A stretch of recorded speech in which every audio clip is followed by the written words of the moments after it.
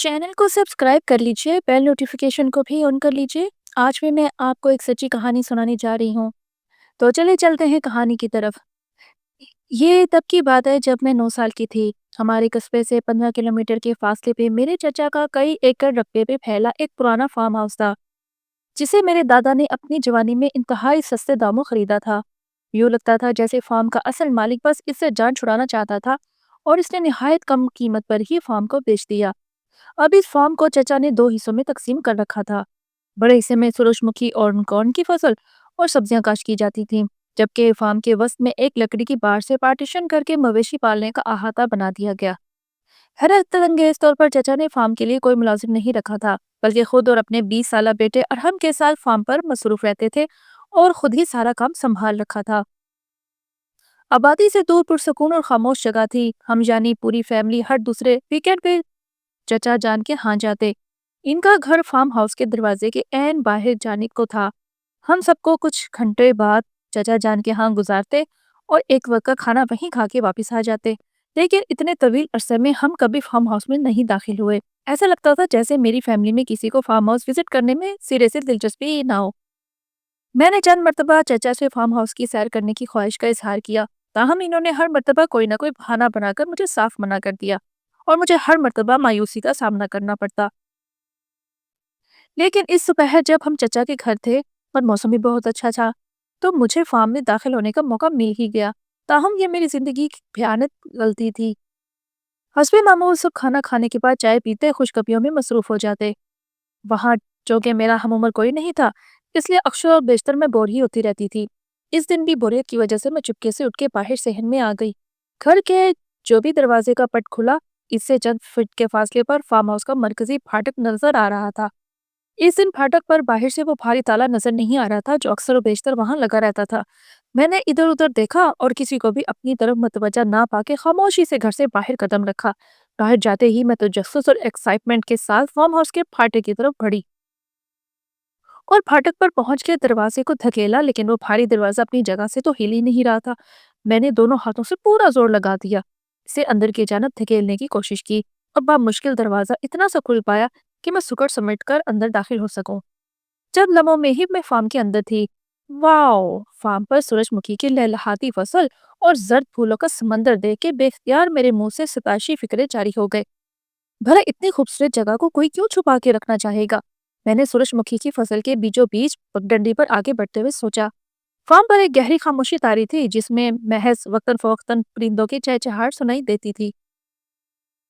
सूरजमुखी का खेत खत्म होते ही सब्जियों की क्यारियां शुरू हो गई, जो 3 फुट लांब तक फैली हुई थी और इनके पार लकड़ी के तख्तों से बना हुआ एक अहाता नजर आ रहा था, जिसमें लकड़ी के ही बने 2 छोटे और एक बड़ा हिट दूर से नजर आ रहा था, जो कि काफी पुराने और बुसीदा लग रहे थे।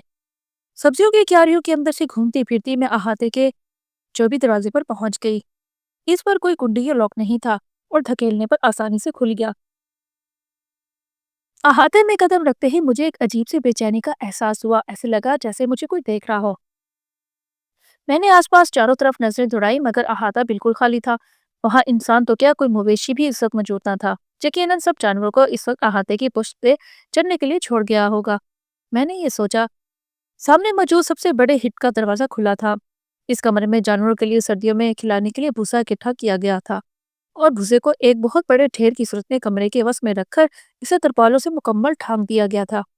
यह ढेर काफी बुलंद था और छत से थोड़ा ही नीचे था। इसी वक्त मुझे न जाने क्या सूझी कि मैंने इस ढेर पर चढ़ने का फैसला किया। मैं ये देखना चाहती थी कि मैं इसकी चोटी से छत को छू सकती हूँ या नहीं, और यूं मैंने एक तरफ से भूसे के ढेर पर चढ़ना शुरू कर दिया। चोटी पे चढ़ के मैंने छत को छुआ ही था कि दाएं जानब से उभरने वाली कुछ तेज क्रिया आवाजों से कमरे पर खामोशी छाई टूट गई। ऐसे लग रहा था जैसे कोई जानवर अपने नाखूनों से लकड़ी को कुरेद रहा हो। मैंने तेजी से चेहरा घुमा के इस जानब देखा तो एक भयानक मंजर मेरी आंखों के सामने था।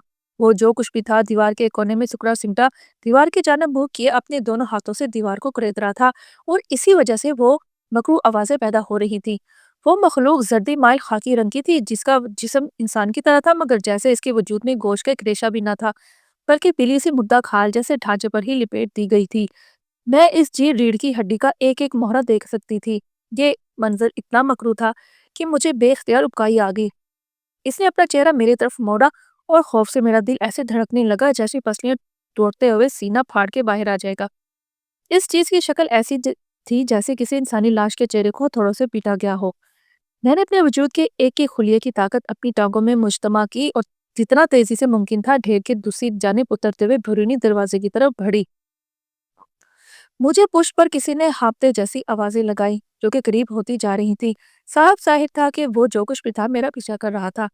میں نے پوری طاقت صرف کرتے ہوئے اپنے بھاگنے کی رفتار کو مزید بڑھا دیا اور چند لمحوں میں ہی سبزیوں کی کیاریوں کو پار کر کے سورج مکھی کے کھیت میں داخل ہو چکی تھی۔ مجھے اب بھی اپنی پشت پر ہانپتے اور گھرانے کی آوازیں سنائی دے رہی تھی۔ میرا رخ فارم ہاؤس کے مرکزی گیٹ کی طرف تھا۔ بس پہنچ کے میں نے بھاگتے ہوئے سوچا، لیکن جیسے ہی میں سورج مکھی کے کھیت سے باہر نکلی میرا پیر پوری طرح سے رپٹا اور میں منہ کے بل زمین پر گری۔ بمشکل 3 سیکنڈ میں وہ مخلوق میرے سر پر تھی۔ میں نے خوف سے آنکھیں بھیج لیں۔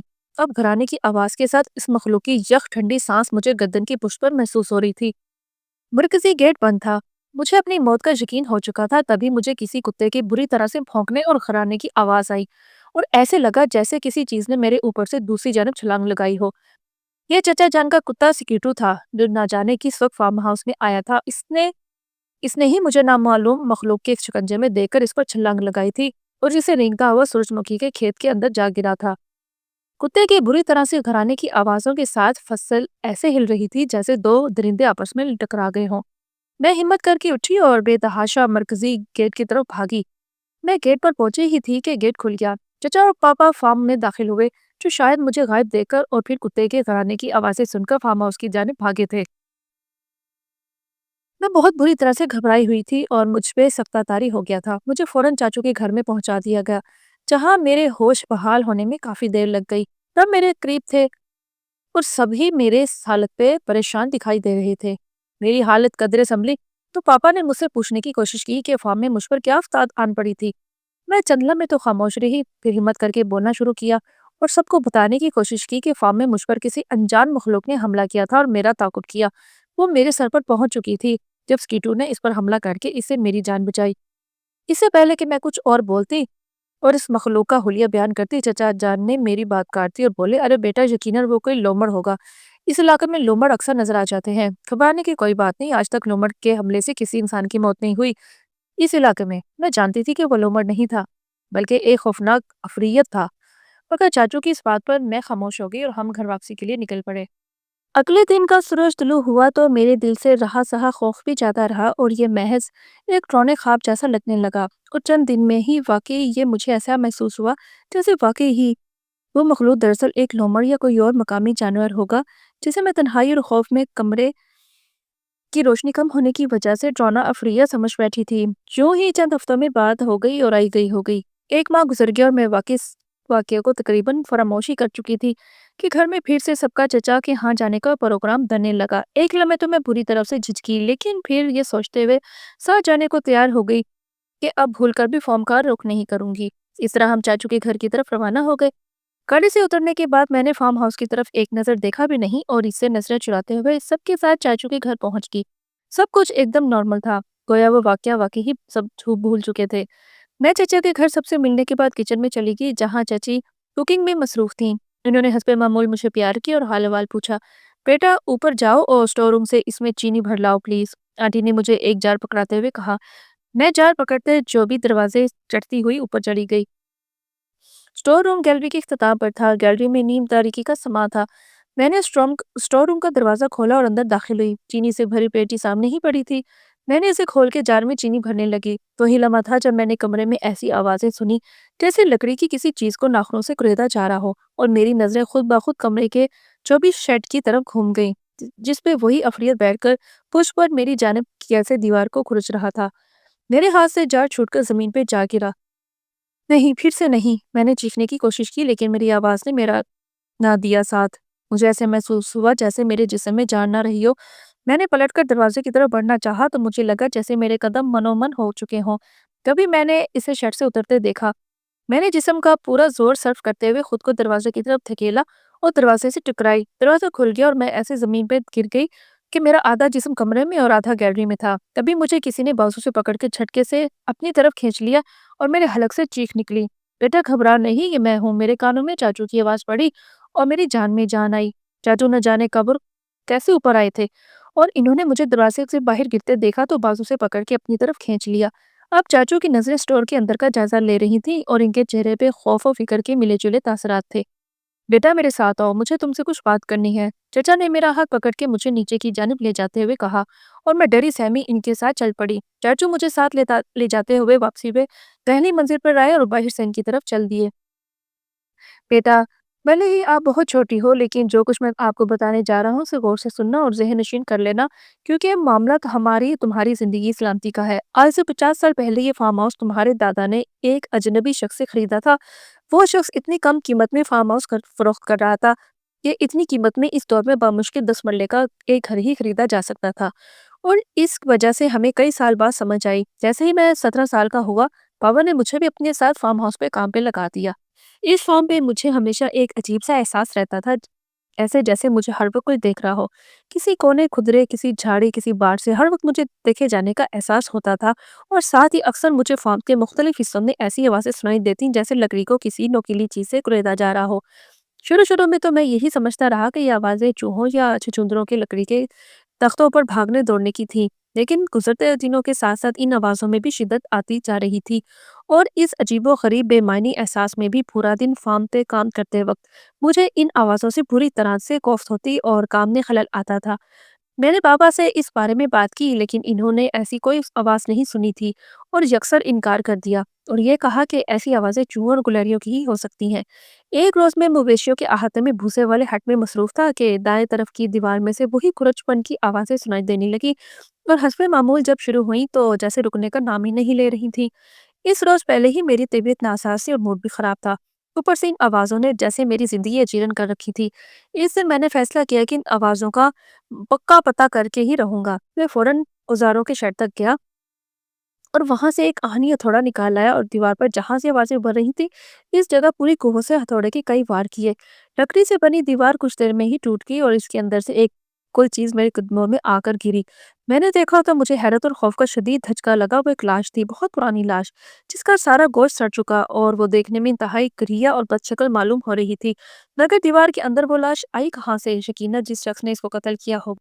मैं भागता हुआ घर आया और बाबा को लाश की बरामदगी की इतला दी। बाबा ने घबराहट में फिलफौर पुलिस को इतला कर दी।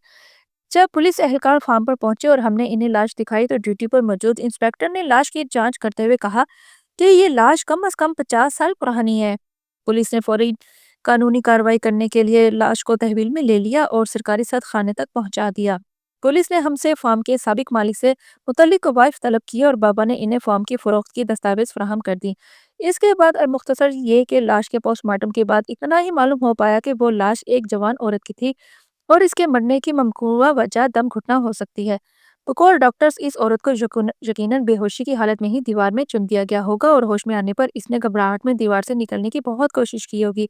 बहुत हाथ चलाए होंगे मगर ना निकल सकी और दम घुटने से एक भयानक अजियतनाक मौत का शिकार हो गई। इसके चंद दिन बाद वो पूरी सरार लाश सरखाने से गायब हो गई और पुलिस को फार्म के साबिक मालिक का भी कोई सुराग न मिल सका। लेकिन चंद रोज बाद फार्म से वही लकड़ी कुरेदने की आवाजें शुरू हो गईं। और बेटा, फिर शायद ही ऐसा कोई दिन हो कि मैंने इस मकरू लाश को फार्म में कहीं किसी कोने किसी कमरे में दीवार कुरेदते हुए ना देखा हो। वो बहुत खतरनाक अफरियत है जो नफरत की आग में झुलस रही है। लेकिन मैंने और बाबा ने इस अफरियत से बचने जाने का एक तरीका दरियाफ्त कर लिया है और वो था इसे यकसर नजरअंदाज कर देना। भले वो अफरियत जानलेवा मखलूक है मगर वो इसी सूरत इंसान पर हमला और उसका ताकुब करती है जब कोई इसकी तरफ मुतवज्जा हो, इसकी तरफ देखने या इस पर हमला करने की कोशिश करे। मैंने तब से अब तक यही रूटीन अपनाई है कि जब भी कहीं मुझे ये फार्म में कभी लकड़ी कुरेदने की आवाज़ें आती हैं, इस अफरियत की झलक नजर आती है तो मैं इसे यकसर नज़रअंदाज करके वहां से हट जाता हूँ और अपने काम में मगन हो जाता हूँ। इस तरह दोबारा कभी मुझ पर हमला नहीं हुआ। बेटा, अफरियत लकड़ी इसलिए करती है कि इसकी मौत भी लकड़ी कुरेदते खुरचते हुई थी और हमला इसलिए करती है कि इसका कातिल भी इसी फॉर्म से ताल्लुक रखता था। अब इस अफरियत की नज़र तुम पे पड़ चुकी है, अब वो आसानी से तुम्हारा पीछा नहीं छोड़ेगी। शायद वो तुम्हारे घर और स्कूल तक भी तुम्हारा ताकुब करे, लेकिन ये ताकुब ज़्यादा लंबे अरसे तक नहीं चलेगा। अगर तुमने इसे मुसलसल नज़रअंदाज करने की आदत अपना ली तो ठीक है, लेकिन ऐसा करना शायद तुम्हारे लिए कहीं ज़्यादा मुश्किल हो क्योंकि तुम तो एक लड़की हो और दूसरा कम उम्र हो। चाचा बोलते जा रहे थे और मैं खामोशी से सुनती जा रही थी। मुझे ये सब एक भयानक ख्वाब जैसा लग रहा था और मैं उस वक्त को कोस रही थी जब मैंने इस मनहूस फार्म हाउस में कदम रखा था। साथ ही मैंने दिल ही दिल में ये फैसला कर लिया कि अब कभी चाचू के यहाँ नहीं जाऊंगी। वो छोटा सा एडवेंचर मेरे लिए जिंदगी मौत का मसला बन चुका था। इस शाम हम घर वापस लौट आए और तभी से मेरे लिए खौफ और वहशत का नया दौर शुरू हो गया। इस रात मैंने हस्बे मामूल होमवर्क मुकम्मल करने के बाद अगले दिन के लिए स्कूल बैग तैयार किया और सोने के लिए लेटी। अभी कंबल ओढ़ा ही था कि मुझे ऐसी आवाजें सुनाई दी जैसे कोई मेरे बेडरूम के दरवाजे को बाहर से खुरच रहा हो। साथ ही मुझे ऐसी आवाजें सुनाई देने लगी कि जैसे कोई खिड़की के शीशे पर उंगली से दस्तक दे रहा हो। मैंने चचा की हदायत पर अमल करते हुए सख्ती से आंखें बीच ली और कंबल को खूब अच्छी तरह अपने ऊपर लपेट लिया और आयात का विर्द करते हुए सोने की कोशिश करने लगी। काफी देर तक वो मकरू आवाजें सुनते सुनते मेरी आंख लग गई। ख्वाब में मैंने देखा कि मैं पत्थरों से भरी एक नीम तारीख वादी में नंगे पांव भाग रही हूँ और वही खूनी अफलियत मेरा पीछा कर रही है। नोकीले पत्थर लगने से मेरे पांव जख्मी हो रहे थे और इनसे खून बहता हुआ जमीन पर मेरे कदमों के निशान बना रहा था। अचानक एक पत्थर से ठोकर लगती है और मैं मुंह के बल गिर जाती हूँ। आन की आन में वही अफलियत मेरे सर पर पहुंच जाती है और अपने नुकीले पंजे से मेरे जिस्म का एक एक अज़्व उधेड़ के रख देती है। ये ख्वाब देख के खौफ के मारे मेरी आंख खुल गई। मैं पसीने में शराबूर थी और मेरा जिस्म बुरी तरह से कांप रहा था। मुझे ये बात घर में सबसे छुपा कर रखनी होगी। चाहे कुछ भी हो जाए, मैं कभी नहीं चाहूंगी कि वो अफलियत मेरे घर में किसी और पर मुसल्लत हो जाए। मैंने जागते ही सोचा। इसके बाद से ये मामूल बनता चला गया। मुझे घर, स्कूल, कार, घर हर जगह इस बला की खुर्चने की आवाज़ें आने लगी और चंद मर्तबा तो इसकी झलक भी दिखाई दी। लेकिन मैंने हर मर्तबा दिल पे जबर करके इसे नज़रअंदाज करना जारी रखा। ताहम इससे मेरी सेहत पर बहुत बुरे असरात मुरतब हुए। मेरी नींद और भूख उड़ चुकी थी। रंगत जद बढ़ गई और आंखों के गिर स्याह हल्के भी बन गए। मैं स्कूल के काम में कमज़ोर होना शुरू हो गई और मेरे ग्रेड्स भी कम हो गए। इस सब सूरत-ए-हाल पर मेरे वालिदैन बहुत परेशान थे और यके बाद दीगरे कई डॉक्टर्स और स्पेशलिस्ट से मेरा मुआयना भी करवाया गया। ताहम किसी भी मर्ज़ की तशख़ीस ना हो पाई, बल्कि मुझे तो डॉक्टर के क्लिनिक और हॉस्पिटल में भी वही मनहूस खुरचन की आवाज़ आती। 3 माह में मेरी हालत इतनी बिगड़ चुकी थी कि स्कूल इंतज़ामिया ने मुसलसल बुरी कारकर्दगी दिखाने और सेहत की खराबी की वजह से मुझे मुझे मज़ीद पढ़ाने से माज़रत कर ली और स्कूल से मेरा नाम ख़ारिज कर दिया गया। दूसरी तरफ अब मैं इतनी कमज़ोर होती जा रही थी कि मुझे हॉस्पिटलाइज़ किए बगैर और कोई चारा न था और यूँ मुझे शहर के एक मियारी और अच्छे हॉस्पिटल में एडमिट कर दिया गया। मेरे पूरे ख़ानदान पर मेरी वजह से परेशानी और तकलीफ़ का दौर शुरू हो चुका था और मुझे इस बात की भी अलग शर्मिंदगी थी। लेकिन फिर एक दिन मुझे वो आवाज़ सुनाई ना दी। पूरे 24 घंटे गुज़र गए और वो मनहूस आवाज़ ना सुनाई दी फिर से। क्या मेरी तकलीफ़ के इख्तिताम का वक़्त आन पहुँचा है? क्या वो अफ़रीयत मेरा पीछा छोड़ चुकी है? या फिर अब मैं मौत के करीब हूँ कि मज़ीद कोई खौफ़ मुझे तकलीफ़ ना दे पाए? अगले रोज़ मैंने ये सोचा, लेकिन 3 दिन गुज़र गए और मुझे फिर आवाज़ सुनाई ना दी। 10 साल बाद। इस वाक़ये को 10 साल का तवील अरसा बीत चुका है और इस दिन के बाद ना तो मुझे कभी ऐसी कोई आवाज़ सुनाई दी और ना ही कभी इस मकरूह अफ़रियत से सामना हुआ। जिस दिन से मुझे वो आवाज़ें आना बंद हुई थी, उस दिन से मेरी तबीयत भी सँभलना शुरू हो गई थी और मज़ीद 1 हफ़्ता हॉस्पिटल में गुज़ारने के बाद मुझे सेहत बेहतर होने पर डिस्चार्ज कर दिया गया। इसके बाद मैं कभी चाचू के यहाँ नहीं गई और मैंने दोबारा स्कूल में भी एडमिशन लेने की कोशिश ना की, जिससे मेरी तल्ख़ यादें वाबस्ता थीं। मुझे इससे भी अच्छे और मेरे स्कूल में एडमिशन करवा दिया गया और अब 10 साल बाद मैं प्रोsecutor की हैसियत से अपनी अमली ज़िंदगी का आगाज़ कर चुकी हूँ। चाचू ने 1 साल कबल अपना फार्म और घर किसी कंस्ट्रक्शन कंपनी को अच्छे दामों फ़रोख्त कर दिया, जिन्होंने फार्म को मसमार करके फार्म और इसके इर्द-गिर्द की वसी ज़मीन पर एक हाउसिंग सोसाइटी की बुनियाद रख दी। चाचू ने और हमारे ही शहर में एक घर और चंद दुकानें खरीद ली थीं। बकौल इनके इस उम्र में मुझसे अब ज़्यादा मेहनत वाला काम नहीं होता। मुझे इस कंपनी, इसके कारकुनान और उसके हाउसिंग सोसाइटी में कुछ अरसे बाद मकान खरीदने वालों से दिली हमदर्दी है, क्योंकि वो सब नहीं जानते कि बहुत जल्द इनके साथ क्या होने जा रहा है। तो कैसी लगी आपको आज की ये कहानी? पसंद आई हो तो लाइक और चैनल को सब्सक्राइब कीजिए।